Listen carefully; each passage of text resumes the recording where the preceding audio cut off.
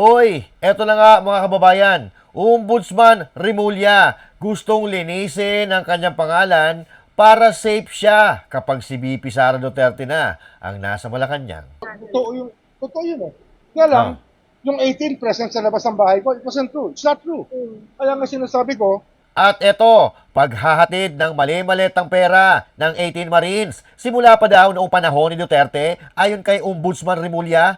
Naniniwala ba kayo? In the affidavit would show us that it was done during the time of Lord Velasco as Speaker of the House. Pag-uusapan po natin lahat ng yan mga kababayan. Maya-maya po lamang. At syempre, magandang araw mga banateros at mga kababayan kong Pilipino sa iba't ibang panig ng mundo. Ako po si Master Judea. Tayo po ay nagbabalik para pag-usapan ng mga balita na nangyayari sa ating bansa. Mga kababayan, sa puntong ito, pag-uusapan po natin ang viral ngayon kung saan sinabi ni Rimulya na panahon pa ni Pangulong Duterte nagkakaroon ng deliver ng mali-maletang pera. Pero bago tayo magsimula mga kababayan, huwag kakalimutan na mag-subscribe sa ating channel at syempre mag-follow sa ating FB page. Huwag din kakalimutan na mag-comment, mag-share at mag-like sa ating mga video na ina-upload. Kaya ano pang ginagawa mo?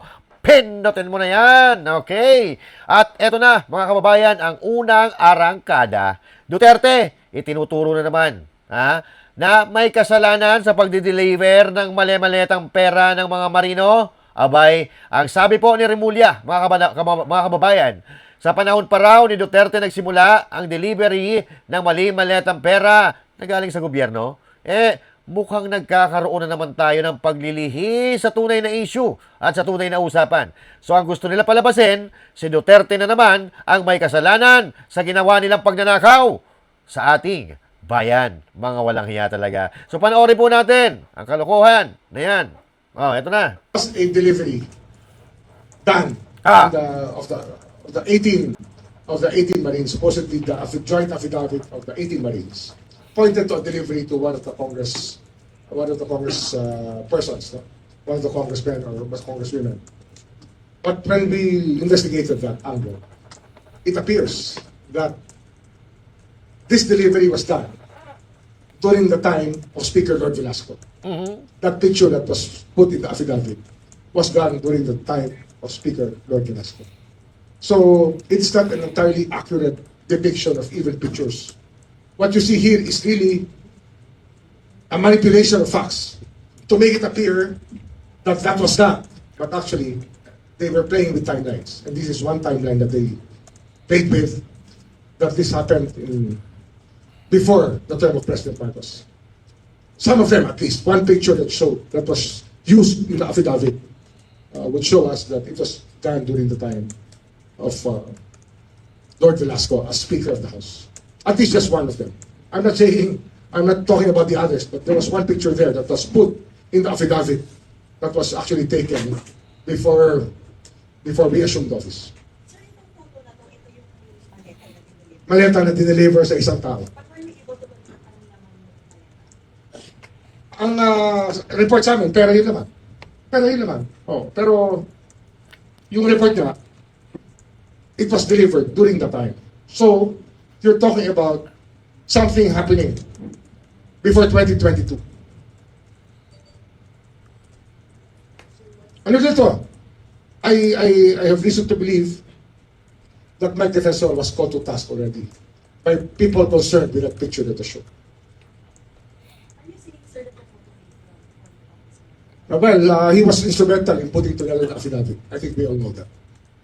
He's not denying it anyway.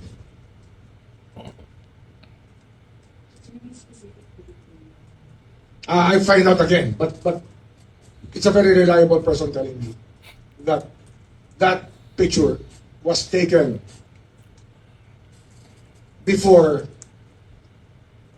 during the time that Lord Velasco was still the Speaker of the House. So there was a delivery of money already at that time. Alright, so eto mga kababayan, ang ibig sabihin ni Rimulya, at ito kalat na kalat naman po sa social media, pati sa mga media, na ang ang headline nila, pagdi-deliver ng mali-maletang pera, nangyayari na kahit noong si Lord Velasco pa ang Speaker of the House. Diba? Kung ibig sabihin, damay na naman dito si Duterte. Okay? So now, etong akin, hindi niya inaamin or hindi niya idinideny yung ibang picture. Pero at least some of that, meron daw isa siyang nakita na yung picture na yon ay picture pa noong si Lord Alan Velasco ang Speaker of the House. Pero bakit wala naman siyang pinakitang ebidensya? Di ba? Na magpapatunay na itong picture na ito ay sangkot dito si Lord Alan Velasco, at kung sangkot siya diyan, wala tayong pakialam. Pagbayaran niya, sagutin niya yung kontrobersiya kung may kinalaman siya. Pero ako, duda ako dito. Ito lang ang akin kasi. Paano magkakaroon ng picture doon na involve si Alan Velasco, hindi naman siya ang amo ng 18 Marines. Unang punto yan. Pangalawa, noong panahon ni Duterte, hindi naman chairman ng appropriation si Saldico. Di ba? Walang access si Saldico sa pondo ng bayan, sa pondo ng gobyerno. So, there is no freaking way na uutusan ni Saldico yung mga Marines na mag-deliver ng pera galing sa gobyerno dahil hindi naman siya may hawak ng pondo. Ang ibig bang sabihin ni Remulla ay dati na itong gawain ni Saldico, maski noong panahon ni Pangulong Duterte, ginagawa niya na ito? Malabo po yun. Malabo po dahil si Duterte nga, galit yan sa korupsyon. Di ba? Ang ikinakaso nga sa kanya, EGK ngayon. Kasi hindi naman siya kurap, hindi siya nangurap, walang katunayan o walang ebidensya na si Duterte ay nangurap. Ganito lang kasimple yan, mga kababayan kasi. Malaki ang kasalanan nila sa taong bayan. Kaya pilit nilang inililihis ang usapan para malinis ang kanilang pangalan dahil kasama po siya sa pinangalanan ng mga Marines. Kaya syempre, ilang linggo na to ngayon lang siya nagsalita. Siguro nakaisip na po ng idadahilan niya. So ito, nagpa-press ko na kanina.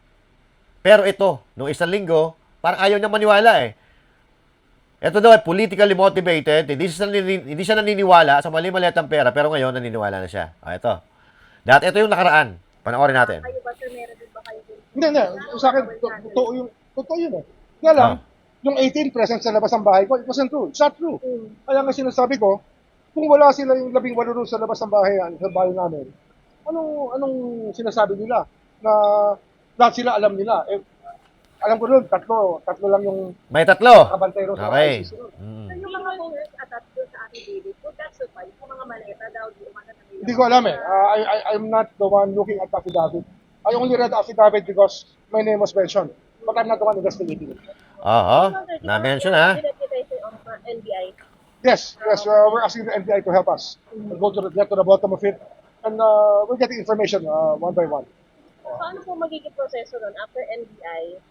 No, we're validating first the identities. Okay. Siyempre, dapat alam natin kung sino-sino itong mga tao. Kasi the 18 Marines were supposed to be para political effect. But not all of them are Marines, or not all of them are in the active service, and many of them were dishonorably discharged. Alam na namin yun as far as we're concerned now. Na marami ron, discharged, and many of them even have had murder cases. Ilan doon? May murder. I think 6 of them. So, sa 18, walang masasabi kumbaga legit or... Hindi ko alam. I cannot, sa sinasabi ko lang, may mga findings kami. Ano, tipping point. You're trying to create a political tipping point. What more? Alam na natin yun, di ba? They want to, a branch of the service to rise up in arms. Hindi naman yun It's creating a tipping point. Para local party or state? Local yan. I think we know who's behind it, but we have to prove it so we're not alleging anything now. Sir, yung statement niyo po kanina, sir, saying na hindi po compromise yung impartiality ng ombudsman. Hindi.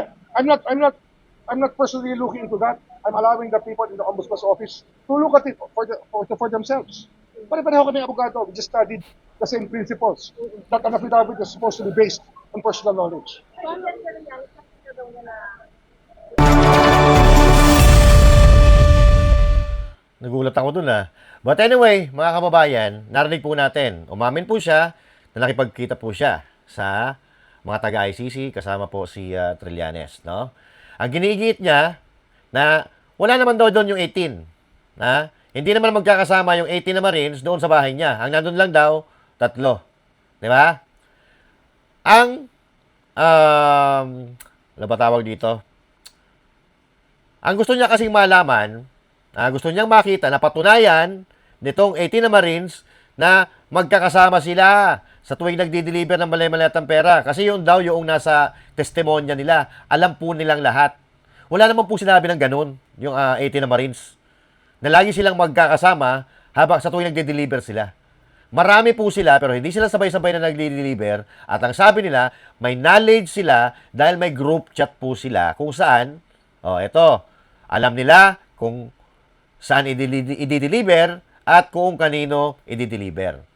At isa sa mga argumento po niya, hindi siya naniniwala sa mga Marines dahil ito daw ay politically motivated. Pero bakit ngayon? Para bagang naniniwala na siya na may pangyayaring pagdi-deliver ng maleta pero nasa nagdaang administrasyon. Dito na natin ngayon nakikita kung paano nila nilalaro yung istorya. Di ba? Nilalaro nila ang isipan ng mga tao.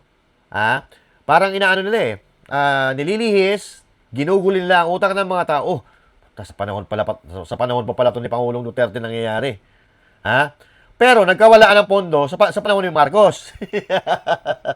Ano yan? Lumitaw lang yung pagnanakaw or naramdaman lang natin yung pagnanakaw nung si Marcos Jr. na nakaupo. Noong si Duterte, hindi natin maramdaman dahil magaling magtago si Duterte ng pagnanakaw. Parang ganon ang gusto niyang sabihin. Pero alam naman natin na nandyan yan, si Ombudsman Remulla, dahil kay Marcos Jr. Eto, expected na natin itong ginagawa niya na pagtatakpan lahat ng mga kaalyado nila, pati yung si Marcos Jr. Diba? So, paano mo ngayon questionin ang pagkatao at ang salaysay ng 18 Marines kung yung abogado mismo na nagnotaryo sa kanilang sinumpang affidavit ay pumunta sa NBI at pinatutuhanan yan? Paano mo ngayon sasagutin yan? No, I just came here to clarify some matters that they want me to clarify. And just to set the record straight, I am a duly commissioned notary public for the city of Las Piñas over a decade, no? And as I've said, as I've explained, the pinagsamang sinumpang salaysay is no ordinary affidavit, ano? Okay? Actually, marami kasi siyang mga affiance, no? So I had to perform my notarial duties in accordance with the rules on notarial practice, and I told the NBI that everything was documented.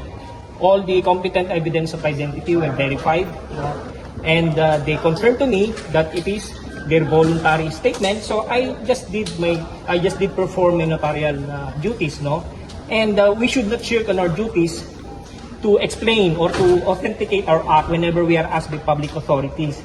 That's what I did today, and thank you.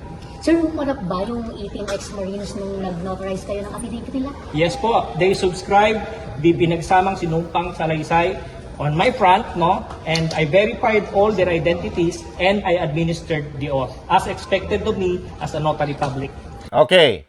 So dito po mga kababayan, sa sinasabi po nitong abogado, pinagsama-sama po na salaysay. So hindi ibig sabihin na pare-parehos po sila ng karanasan. Magkakaiba po sila ng karanasan, pinagsama-sama sa isang affidavit para paiksiin, yun po ang nangyari. Hindi po nila sinabi, sabay-sabay kaming 18, nag-deliver kay ganito. Sabay-sama kaming 18, nag-deliver kay ganito. Hindi po ganun. Pinagsama-sama yung kanilang salaysay. Hindi po ibig sabihin na magkakasama sila sa tuwing magdi-deliver. Humihina ata ulo ng mga abogado natin ngayon lalo na yung mga nandun sa ombudsman. Diba? So wala pong sinabi na lagi sila magkakasama. At eto, pinapatunayan po nitong abogadong nagnotaryo na yan po ay Sir, lehitimo. the director said it's very unusual to have one affidavit for all 18 affiants. Sir, kayo po ba As I've said, doubts there? it is not The it is usual. not different from all the affidavits that we do notarial acts for, no? It is a mere affidavit. Only that there are so many affiants. The only problem with us is to how to squeeze it in the notarial register because there are 18 of them. Plus one, the witness, si Bishop. So yun lang naman ang kaibahan doon. Our duty is just ordinary, administer the oath. They affirm it, and we are bound to administer the oath because they confirm that it is their voluntary statement and allegations contained in the affidavit. So, ganun lang. Hindi po unusual yun. Meron namang mga affidavit na joint Marami. Ito lang kasi 18, no? Nasabi nga rin po ni Ombudsman Remulla na ano yun, magkakasama sila palagi, alam nila lahat ng nangyayari. Ganito po yan. Ang Notary Public po, wala pong alam yan kung ano po yung nilalaman ng statement na yan o yung salaysay na yan. Ang trabaho po namin, alamin namin kung yun ay pinirmahan ng kusa, walang pangako, walang gantimpala, walang pera, hindi sila pinuwersa. At kapag yan ay kinumpirma nila sa amin, i-administer namin yung off nila. Yun po ang trabaho namin. Bali, hindi nyo po nakasasay yung affidavit for We browse over it. Yeah, I browse over it. But I have nothing to do with the contents of the sinumpaang salaysay. Hindi. Okay. So yan, lahat po kasi ng ninonotaryo ng isang abogado, mga kababayan, naka-record po yan. Hindi lang ikaw ang may kopya. Pag kumuha ka nga ng joint account, joint affidavit, meron din silang kopya, bibigyan ka, meron din sila nakatago. Ano po nila yan? Files po nila yan. At inililista yan doon sa libro ng mga abogado. So pag nandun yan, ibig sabihin, lihiti mo yan. So yun po ang nangyari sa 18 soldiers, itong mga Marines na ito.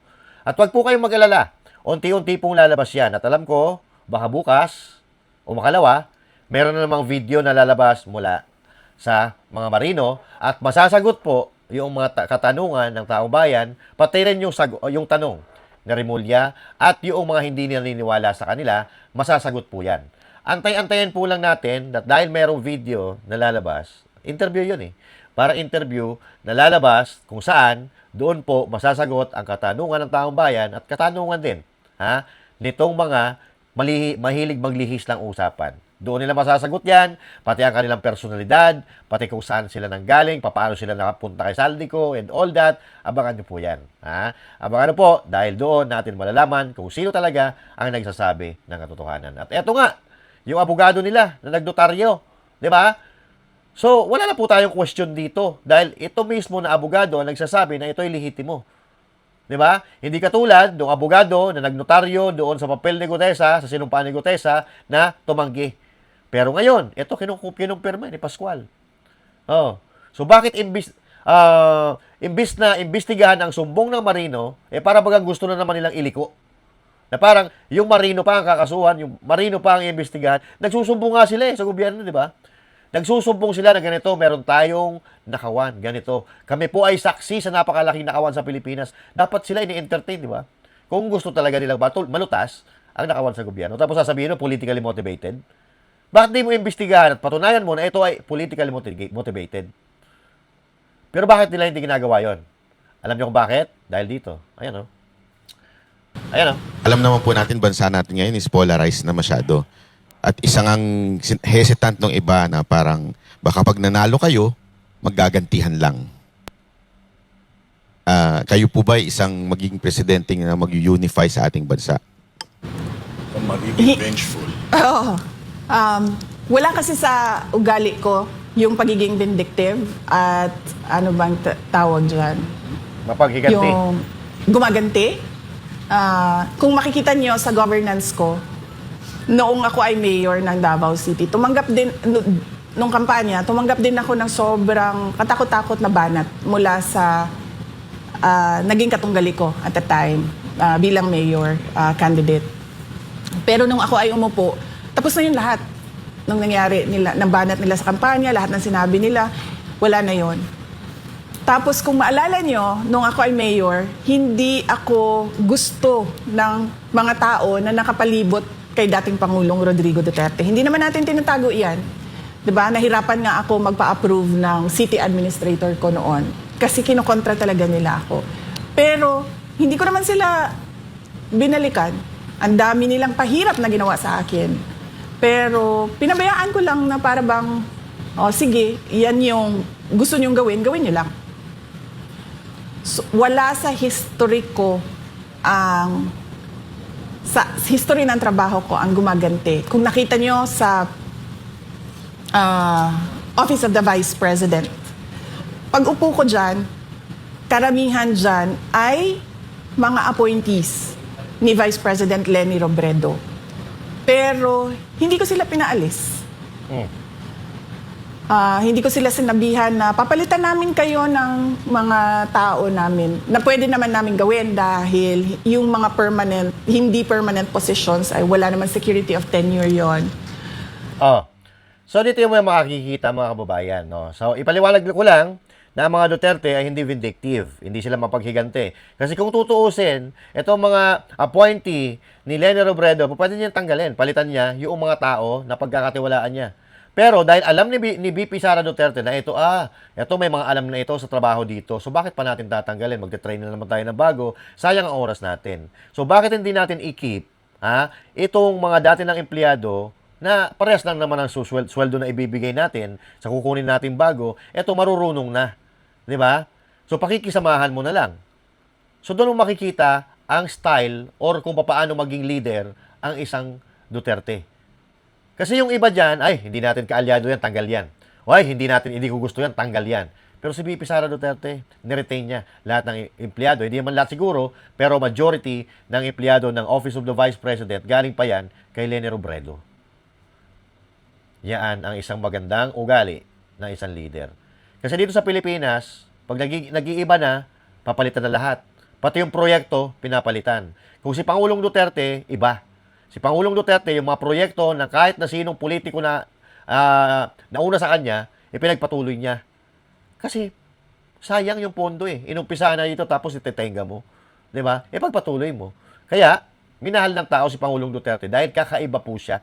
Kakaiba ang leadership. And VP Sara Duterte, although may pagkakahalintulad siya ng tatay niya, iba rin siya. Mas matapang siya. Kaya nga eto na takot na yung mga buhaya. At kanya-kanya ng linis ng pangalan para walang record. Na magsasabi na sila ay may nagawang kasalanan sa bayan dahil alam nila na ang kasalanan ay pinagbabayaran. Di ba, BP? So sinabi ko, pabayaan niyo sila. Kung gusto nilang tumuloy, welcome sila na magtrabaho sa Office of the Vice President. Kung ayaw na nila, dahil ayaw nila ako, then welcome din silang mag-resign.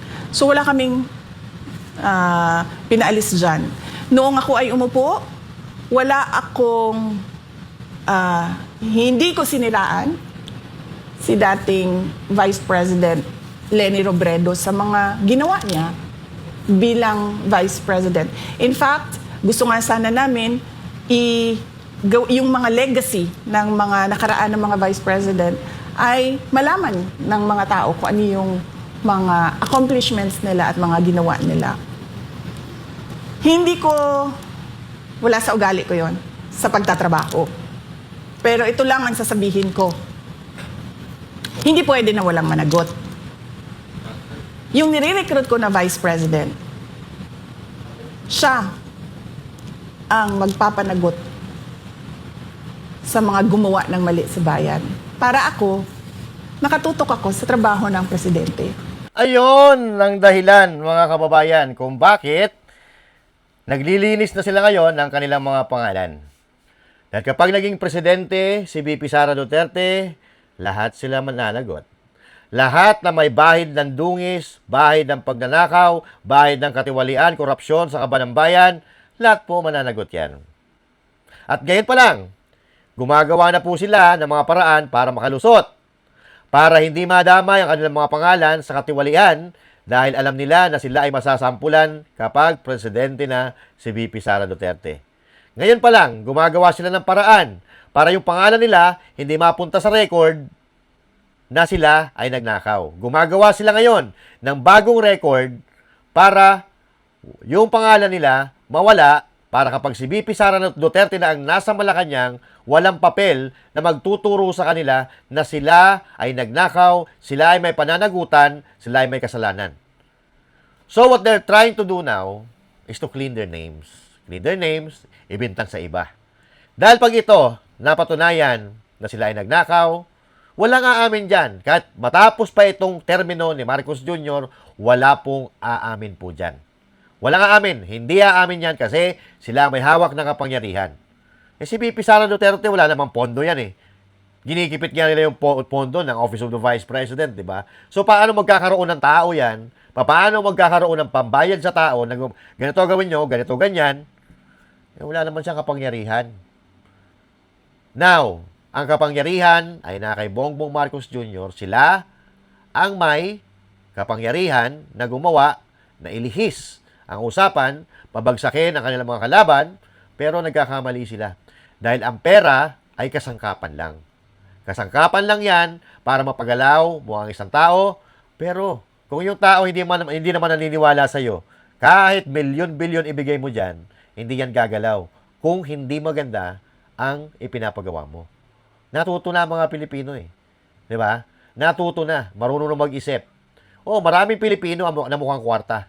Pero mas marami pa rin sa atin ang pinipili ang tama kaysa gumawa ng ikakasama ng kapwa. Kaya yan po mga kababayan dahilan kung bakit sila gigil na gigil na si VP Sara ay mahadlangan para mapunta sa Malacanang. Ano sabi ni VP Sara Duterte? Hindi po pwede na walang managot. Dahil yung Vice President na nire-recruit niya, hindi natin alam kung sino yan, siya ang mag-iimbestiga at magpapakulong sa mga putang inang magnanakaw na yan. Okay? Kung meron po kayong komento dito sa ating napag-usapan ngayon, i-comment ninyo, pag-usapan natin yan sa susunod natin talakayan. Once again, this is Master July saying thank you. God bless you all, and to God be the glory. Magandang araw po sa inyo lahat.